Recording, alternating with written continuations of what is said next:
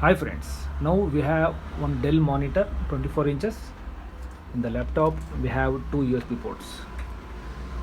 I will show you how to use these USB ports. For this we need one printer cable like this. The printer cable we need to be connected here.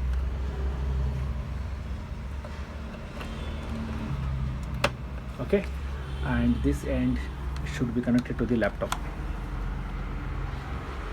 Now we can connect this pen drive here.